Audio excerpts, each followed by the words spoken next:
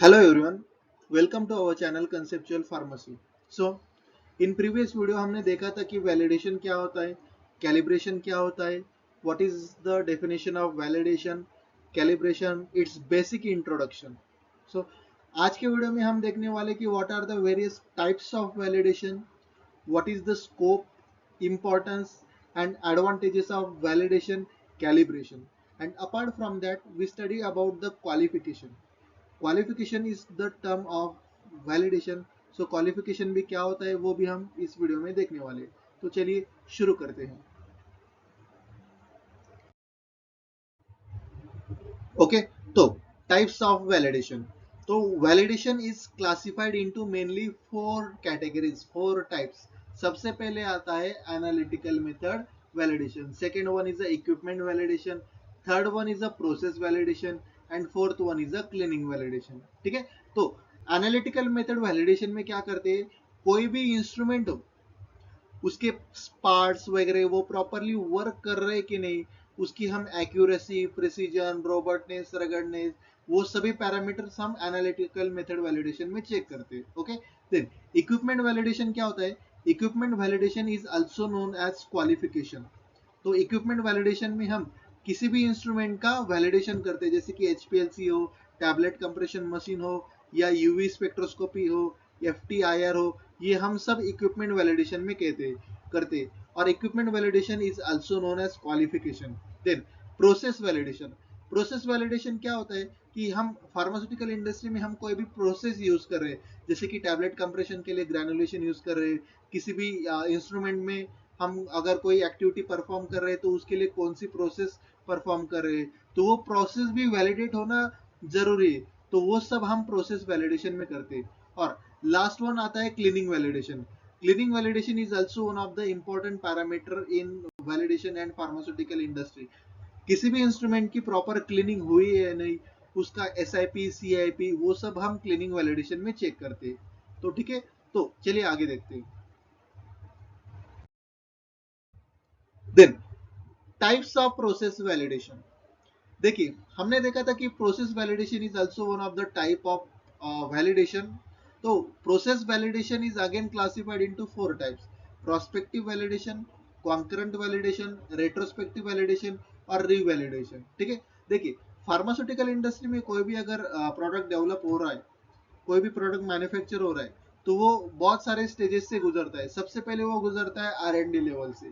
देखिए, अगर वो product R and D level से गुजर रहा है तो उसमें कौन कौन सी टेक्निक यूज होने वाली है, कौन कौन सी उसमें न्यू डिजाइन हमने डेवलप किए, कौन कौन से हमने प्रोसीजर्स न्यूली डेवलप किए, वो सब आर एंड डी लेवल में आता है. और वो सभी प्रोसेसेस जो हम आर एंड डी में बनाते, उसको एक बार वैलिडेट करना भी जरूरी है कि वो प्रॉपरली मैन्युफैक्चरिंग में जाने के बाद वर्क करेंगे या नहीं, वो उसको भी वैलिडेट करना जरूरी होता है. तो वो सब वैलिडेशन हम प्रोस्पेक्टिव वैलिडेशन में देखते हैं. ठीक है, देखिए, प्रोस्पेक्टिव वैलिडेशन क्या होता है कि it is a type of validation perform before production. That means perform before production means क्या, कि ये जो टाइप का वैलिडेशन है, ये टाइप का वैलिडेशन हम आर एंड डी लेवल पे यूज करते हैं. ठीक है, देन प्रोस्पेक्टिव वैलिडेशन हो जाने के बाद हम करते हैं कॉन्करेंट वैलिडेशन. कॉन्करेंट वैलिडेशन मतलब क्या, कि ऑन गोइंग वैलिडेशन. जब एक कोई भी प्रोडक्ट जब आर एंड डी लेवल से प्रोडक्शन के लिए जाता है, मैन्युफैक्चरिंग के लिए जाता है, तब मैन्युफैक्चरिंग के जो प्रोसेस के दरमियान जब हम कोई भी सैंपल लेते और उसकी क्वालिटी कंट्रोल टेस्टिंग करते. उसकी क्वालिटी कंट्रोल टेस्टिंग क्यों करते कि मैन्युफैक्चरिंग के दरमियान वो प्रोडक्ट स्पेशली एक्सपेक्टेड रिजल्ट दे रहा है कि नहीं, क्वालिटी का बन रहा है कि नहीं, ये सब हम उसमें चेक करते. तो इसी को हम क्या कहते हैं, कॉन्करेंट वैलिडेशन. तो कॉन्करेंट वैलिडेशन क्या होता है कि एक टाइप का वैलिडेशन होता है जो कि ऑन गोइंग बैचेस के प्रोडक्शन में जो ऑन गोइंग बैचेस चल रहे हैं उसके ऊपर चलता है. जैसे कि हम क्वालिटी कंट्रोल टेस्ट करते हैं ना, तो वो क्वालिटी कंट्रोल टेस्ट सभी आ जाता है कॉन्करेंट वैलिडेशन में. ठीक है, then next one is retrospective validation. ठीक है, देखिए, अगर कोई भी प्रोडक्ट मैन्युफैक्चर होने के बाद, पैकेजिंग होने के बाद मार्केट में अगर डिस्पेंस हो गया, तो मार्केट में डिस्पेंस हो जाने के बाद हम उसका डाटा स्टोर करके रखते हैं. जो भी बैचेस हम प्रोड्यूस कर रहे होते हैं ना मान्य फार्मास्यूटिकल इंडस्ट्री में, तो कोई भी बैचेस हम प्रोड्यूस कर रहे हैं तो उसको डॉक्यूमेंट करते जाते हैं और उसका डाटा स्टोर करते जाते हैं. तो रेट्रोस्पेक्टिव वैलिडेशन क्या होता है कि रेट्रोस्पेक्टिव वैलिडेशन एक प्रकार का वैलिडेशन होता है जो कि हिस्टोरिकल डाटा जो प्रीवियसली प्रिपेयर बैचेस है उस प्रीवियसली प्रिपेयर बैचेस के डाटा पे हम उसको वैलिडेट करते हैं। तो रेट्रोस्पेक्टिव वैलिडेशन क्या होता है कि it is the type of validation based on the historical data which are used to demonstrate the process is able to provide products with the appropriate quality। देखिए रेट्रोस्पेक्टिव क्या होता है, हिस्टोरिकल डाटा पे हम उसको वैलिडेट करते हैं। मतलब क्या कि जो भी हमने प्रीवियसली बैचेस बनाए, तो प्रीवियसली बैचेस बनाने के वक्त में हम उस बैच पे जो प्रोसेस यूज कर रहे थे, तो उसी प्रोसेस का यूज करके हम जब नया प्रोडक्ट बनाते तो वो प्रोसेस नए प्रोडक्ट के लिए काम करेगा या नहीं, उसको हमें वैलिडेट करना पड़ता है। तो उसको वैलिडेट कैसे कैसे करेंगे हम, रेट्रोस्पेक्टिव वैलिडेशन से उसे वैलिडेट करेंगे। Then last one is a revalidation. देखिए रीवैलिडेशन क्या होता है, after marketing, after dispensing of the product into the market, जो भी टाइप का वैलिडेशन होता है रीवैलिडेशन होता है। तो रीवैलिडेशन क्या होता है कि रीवैलिडेशन में हम सभी प्रकार के वैलिडेशन फिर से परफॉर्म करते हैं, प्रोस्पेक्टिव, कॉन्करेंट एंड रेट्रोस्पेक्टिव। देखिए नाम से ही पता चलता है ये री मतलब क्या, रिपीटेड वैलिडेशन, रिपीट वैलिडेशन। ठीक है, देखिए अगर कोई भी प्रोडक्ट मार्केट में जाने के बाद उसकी क्वालिटी अगर डैमेज हुई, उस वो प्रोडक्ट अगर रिकॉल हुआ, उस प्रोडक्ट में कोई डिफेक्ट्स आए, एरर्स आए जब वो मार्केट में था, तो वो मार्केट का प्रोडक्ट रिकॉल होता है। तो मार्केट का प्रोडक्ट इंडस्ट्री में आने के बाद इंडस्ट्री वाले क्या करते हैं कि उसके ऊपर फिर से वैलिडेशन करते हैं कि उसमें कौन सा प्रॉब्लम आ रहा है, एरर आ रहा है। तो उस वक्त में जो वैलिडेशन करते हैं उसको हम क्या कहते हैं, रीवैलिडेशन कहते हैं। These are the 4 types of major process validation. ठीक है, चलिए आगे बढ़ते हैं। देन देखिए types of validation, there are 4 major types of process validation. हमने देखा था prospective validation, retrospective validation, concurrent validation and revalidation. ठीक है, चलिए तो हम देखते हैं स्कोप ऑफ वैलिडेशन। तो स्कोप ऑफ वैलिडेशन क्या होता है, in pharmaceutical industry have to make sure their validation programme covers all the important areas of pharmaceutical processing. देखिए वैलिडेशन का स्कोप क्या होता है कि हम वैलिडेशन जो परफॉर्म कर रहे हैं फार्मास्यूटिकल इंडस्ट्री में, तो ओवरऑल जो एरियाज है from the R&D level to the packaging level, सभी एरियाज वो वैलिडेशन में कवर हो रहे कि नहीं, वो एक इंपॉर्टेंट पैरामीटर होता है, वो हम चेक करते हैं। Then the major areas include, तो वैलिडेशन में मेजर कौन कौन से मेजर एरियाज आते हैं, सबसे पहले आता है equipment validation. Equipment validation is also known as qualification. Then facilities and utility validation, और फैसिलिटीज और यूटिलिटी वैलिडेशन में हम कौन कौन सा वैलिडेशन करते हैं, जो भी हम फार्मास्यूटिकल ग्रेड वाटर यूज करते हैं तो फार्मास्यूटिकल वाटर सिस्टम का हम वैलिडेशन करते हैं। एयर हैंडलिंग यूनिट, जो कि हम फार्मास्यूटिकल इंडस्ट्री में HVAC सिस्टम्स यूज करते हैं ना, तो वो HVAC सिस्टम्स का वैलिडेशन होना भी जरूरी है, तो वो HVAC सिस्टम्स का हम वैलिडेशन करते हैं। देन कंप्रेस एयर सिस्टम का भी वैलिडेशन करना पड़ता है। Then computer system validation, computer system validation भी एक प्रकार का वैलिडेशन होता है जो कि 21 CFR पैरा 11 में आता है, जिसमें हम इलेक्ट्रॉनिक डाटा वगैरह मेंटेन करते हैं। तो फैसिलिटीज और utility validation. Then process validation, cleaning validation, analytical method validation and instrument calibration. देखिए जो स्कोप ऑफ वैलिडेशन होता है हमने पहले देखा था कि यूटिलिटी वैलिडेशन वगैरह, उसके बाद हम प्रोसेस वैलिडेशन के भी एरिया पर हम ध्यान देते हैं कि इंडस्ट्री में यूज होने वाले जो भी प्रोसेस है वो प्रोसेस प्रॉपरली वर्क कर रहे हैं कि नहीं। देन प्रॉपरली क्लीनिंग हुई है कि नहीं, कोई भी इक्विपमेंट प्रॉपरली अगर क्लीन नहीं हुआ तो उसकी वजह से उसके प्रोडक्ट के क्वालिटी पर उसका इफेक्ट हो सकता है।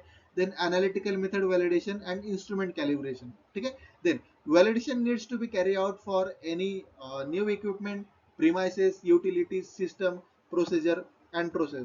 It must also perform when any major changes has occurred in any of this. Validation is different from in-process test.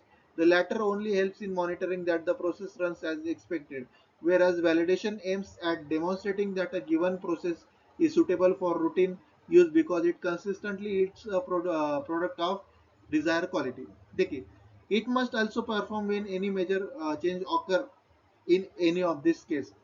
देखिए अगर हम वैलिडेशन परफॉर्म करते, अगर प्रोडक्ट में कोई भी मेजर चेंजेस आते, मेजर चेंजेस माने क्या, मेजर चेंजेस मतलब क्वालिटी के प्रोडक्ट के क्वालिटी पर, सेफ्टी पर, इफिकेसी पर, प्रोडक्ट की स्ट्रेंथ पर अगर कोई भी चेंजेस आते हैं प्रोडक्ट में, तो हम फिर से वैलिडेशन उसका करते हैं, तो वो पैरामीटर रीवैलिडेशन में आ जाता है। ठीक है, ये रहा स्कोप ऑफ वैलिडेशन। चलिए तो जानते हैं क्वालिफिकेशन क्या होता है। तो क्वालिफिकेशन क्या होता है कि कोई भी फार्मास्यूटिकल इंडस्ट्री अगर न्यू इक्विपमेंट या सिस्टम परचेस कर रही, तो वो इक्विपमेंट फार्मास्यूटिकल इंडस्ट्री क्या करती है, एक प्रोसेस से गुजारती है, तो उस प्रोसेस को हम क्या कहते हैं, क्वालिफिकेशन कहते हैं। तो उस क्वालिफिकेशन प्रोसेस में क्या क्या होता है कि वो क्वालिफिकेशन प्रोसेस में कोई भी इक्विपमेंट या एंसिलरी सिस्टम्स जो भी इंडस्ट्री ने परचेस की हुई है, उसका उसमें डिजाइन देखा जाता है, वो प्रॉपरली इंस्टॉल हुआ है कि नहीं वो देखा जाता है, वो प्रॉपरली ऑपरेट कर रहा है कि नहीं वो देखा जा रहा है, और वो एक्सपेक्टेड रिजल्ट दे रहा है कि नहीं, उसका परफॉर्मेंस चेक किया जाता है क्वालिफिकेशन में। तो क्वालिफिकेशन क्या कहता है कि क्वालिफिकेशन एक प्रकार का डॉक्यूमेंट ही है। क्वालिफिकेशन को हम क्या कहते हैं कि qualification is also known as equipment validation. अगर ये वैलिडेशन का टाइप है, तो qualification is also one of the document, documented evidence. और इस डॉक्यूमेंट में क्या क्या होता है कि कोई भी इक्विपमेंट जो हम परचेस कर रहे हैं, तो वो इक्विपमेंट प्रॉपरली हमारे डिजाइन के हिसाब से है कि नहीं, वो प्रॉपरली इंडस्ट्री में स्पेसिफिक एरिया में इंस्टॉल हुआ है कि नहीं, वो प्रॉपरली ऑपरेट कर रहा है कि नहीं, और वो उसका परफॉर्मेंस दे रहा है कि नहीं, ये सब हम ऑपरेशनल क्वालिफिकेशन, वो ये सब हम क्वालिफिकेशन में देखते हैं। तो qualification is defined as an action of providing that equipment or ancillary system are properly installed, work correctly, and actually lead to the expected results. Qualification is a part of validation, but the individual qualification step alone do not constitute the process validation. Okay? It is the entire process by which products are obtained from the manufacturers or distributors, examined and tested, and then identified as a qualified product list. देखिए, कोई भी equipment या product हम manufacturer या distributor से purchase करते, तो purchase करने के बाद हम क्या करते कि उस प्रोडक्ट को या सिस्टम को या इक्विपमेंट को हम एग्जामाइन करते और उसकी टेस्टिंग करते, और उसके टेस्टिंग में हम चेक करते कि वो प्रॉपरली वर्क कर रहा है कि नहीं, वो हमारे डिजाइन के स्पेसिफिकेशन के हिसाब से है कि नहीं, उसको हम टेस्ट करते, आइडेंटिफाई करते, और तब हम कहते कि वो प्रोडक्ट क्वालिफाइड है। ठीक है, देन qualification of an instrument has been classified into 4 groups. सबसे पहले आता है design qualification, then second one design qualification, then second one is the installation qualification, then second third one is the operational qualification, and last one is the performance qualification. तो चलिए जानते हैं one by one. सबसे पहले हम जानते हैं design qualification क्या होता है। ठीक है, देखिए, हम इंडस्ट्री फार्मास्यूटिकल इंडस्ट्री क्या करती है कि फार्मास्यूटिकल इंडस्ट्री किसी भी मैन्युफैक्चरर या डिस्ट्रीब्यूटर से कोई भी न्यू इक्विपमेंट परचेस करती है, तो उसको उस मैन्युफैक्चरर को या डिस्ट्रीब्यूटर को वो अपने स्पेसिफिकेशंस देती है कि हमें इक्विपमेंट ऐसा चाहिए, इस एरिया के लिए चाहिए, इस एरिया में फिट होना चाहिए, इसके हिसाब से स्पेसिफिकेशन देती है, हमें इस साइज का इक्विपमेंट चाहिए, ये स्पेयर पार्ट्स उसमें होने चाहिए। ये सब डिजाइन क्वालिफिकेशन में आता है। ये सब डिजाइन स्पेसिफिकेशन क्या करता है कि कोई भी फार्मास्यूटिकल इंडस्ट्री मैन्युफैक्चरर को देता है। तो मैन्युफैक्चरर क्या करता है कि जो भी स्पेसिफिकेशन इंडस्ट्री ने दिए हुए, तो उस स्पेसिफिकेशन के हिसाब से वो क्या करते हैं, कोई भी इक्विपमेंट असेंबल करते, और जो भी मैन्युफैक्चरर है उसको हैंड ओवर करते। तो उसका क्वालिफिकेशन करना, इसी को हम क्या कहते हैं, डिजाइन क्वालिफिकेशन। देखिए, design qualification is a documented verification that proposed design of facilities system equipment is suitable for the intended purpose। Design qualification क्या होता है, डिजाइन क्वालिफिकेशन एक प्रकार का डॉक्यूमेंटेड एविडेंस होता है, जिसमें हम क्या देखते हैं कि हम न्यूली इक्विपमेंट जब परचेस करने के बाद हमने जो स्पेसिफिकेशंस मैन्युफैक्चरर को दिए हुए थे, वो प्रॉपरली उसमें डिजाइन प्रॉपरली इंस्टॉल हुए कि नहीं, ये सब डिजाइन क्वालिफिकेशन में देखा जाता है। तो डिजाइन क्वालिफिकेशन कब परफॉर्म करते हैं, when DQ should be performed, DQ should be performed when new equipment is being purchased and existing equipment is being used for new process।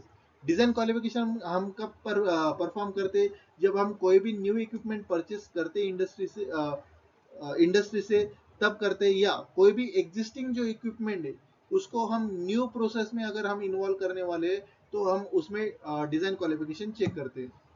Then installation qualification क्या होता है, after purchasing of any equipment, जब pharmaceutical industry किसी भी manufacturer या distributor से purchase करती है, तो परचेस करने के बाद वो एट अ स्पेसिफिक साइट उसे क्या करती है, इंस्टॉल करती है।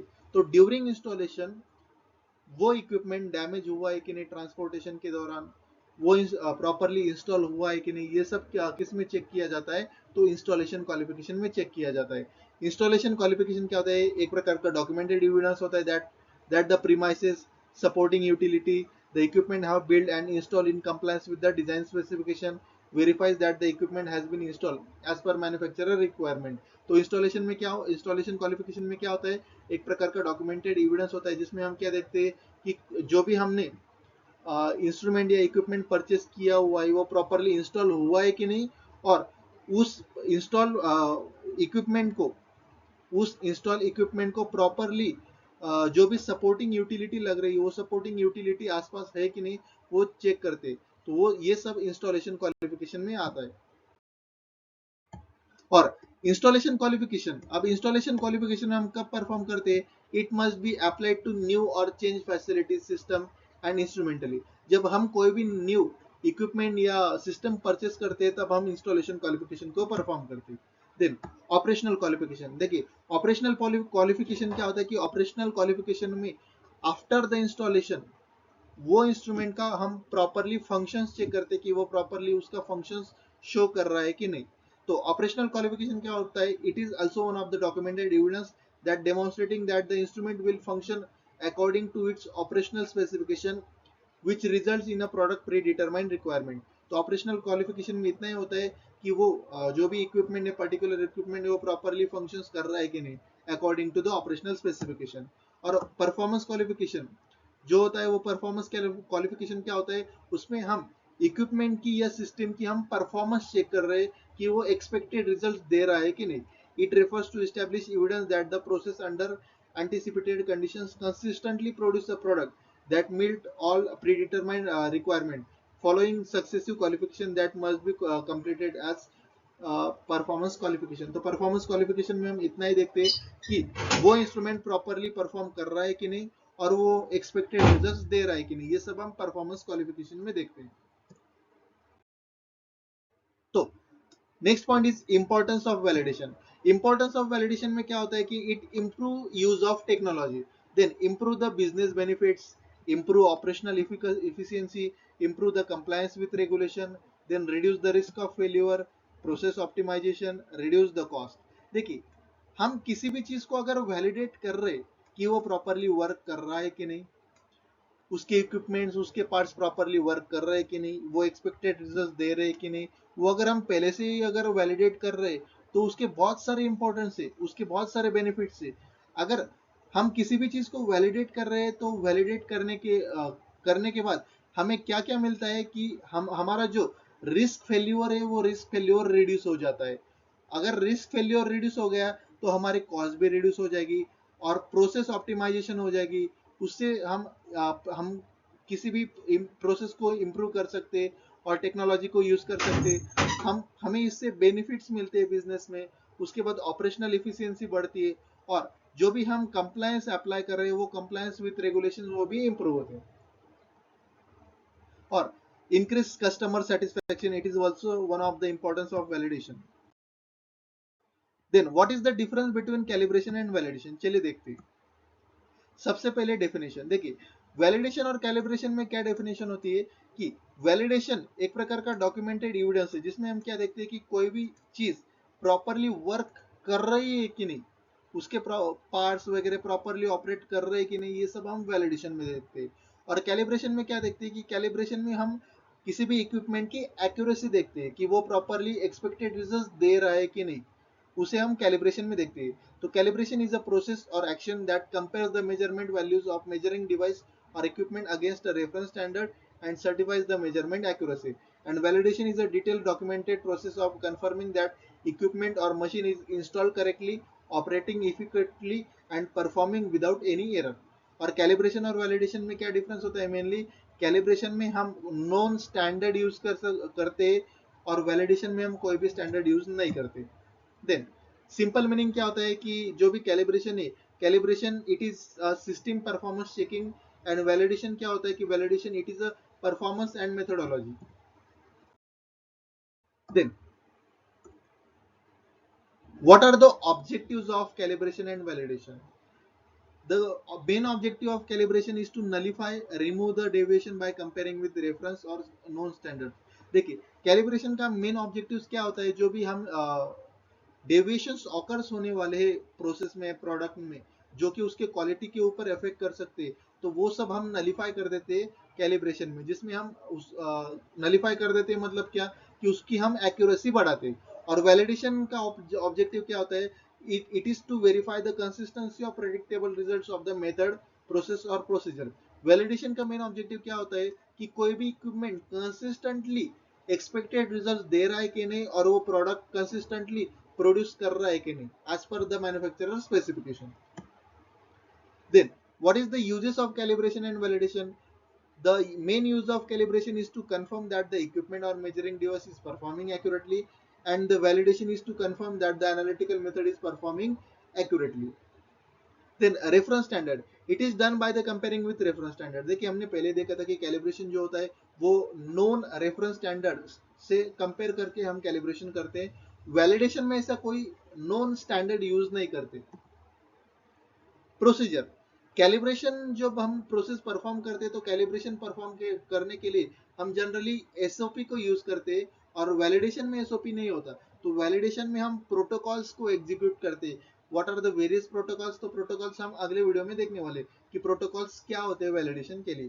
तो मेनली कैलिब्रेशन और वैलिडेशन में क्या डिफरेंस है, मेनली कि वैलिडेशन में एसओपी, वैलिडेशन में प्रोटोकॉल्स यूज करते हैं और कैलिब्रेशन में एसओपी यूज करते हैं. Then what are the various advantages of validation, calibration and qualification? सबसे पहले देखते हैं validation. Optimize the process, reduce the cost of maintaining quality. अगर हमने वैलिडेशन किया, एरर्स डिक्रीज किए, तो ऑब्वियसली प्रोसेस ऑप्टिमाइज होगी. अगर हम वैलिडेशन करके रिड्यूस कर रहे चांसेस किसके, रिस्क के, तो ऑब्वियसली हम कॉस्ट मेंटेनिंग क्वालिटी को रिड्यूस कर सकते हैं.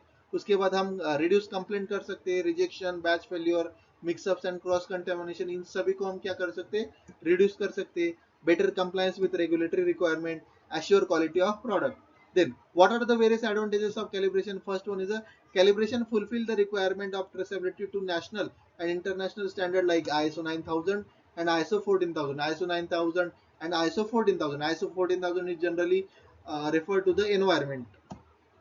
Then calibration क्या होता है कि calibration is a proof that the instrument is properly working and give accurate results. It is one of the main advantage of calibration.